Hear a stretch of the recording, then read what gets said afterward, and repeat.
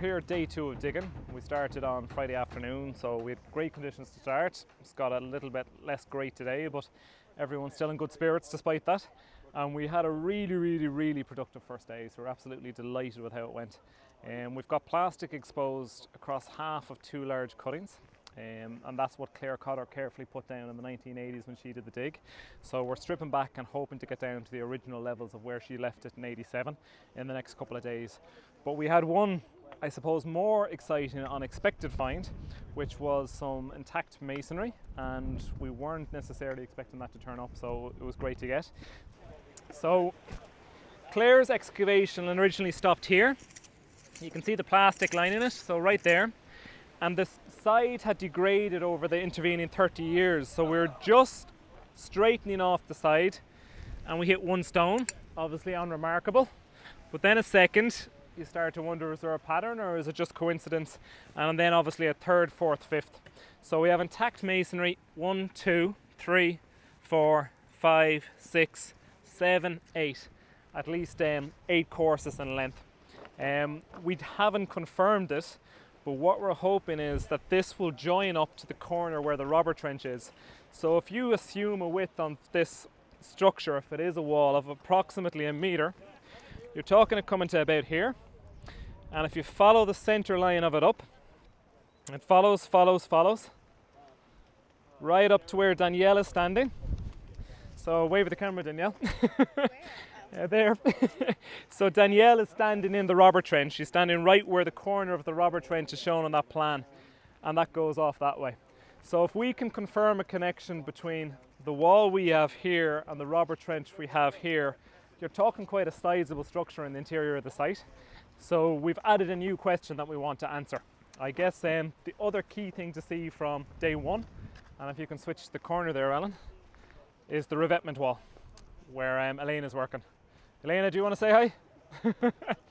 So Elena, as you can see, has done a great job of clearing off the wall that was originally exposed in 86, 87.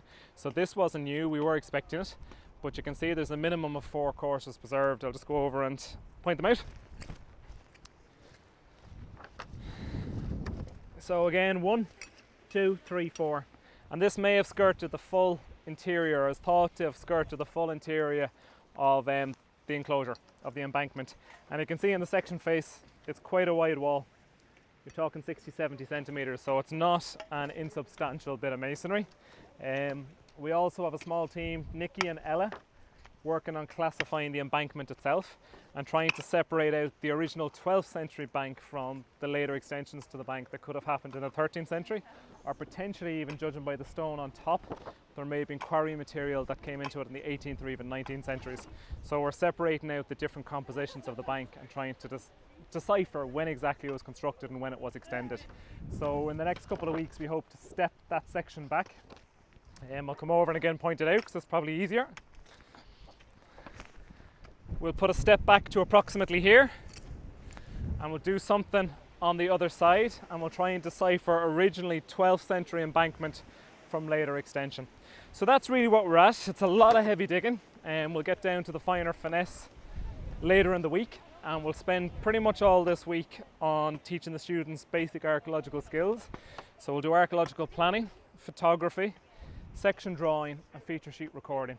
Of course, we'll be emptying these out and tidying them up as well. So week 1, really exciting. Weren't expecting to get as much as we did. We even got a couple of isolated bits of medieval pottery, obviously not in the original context.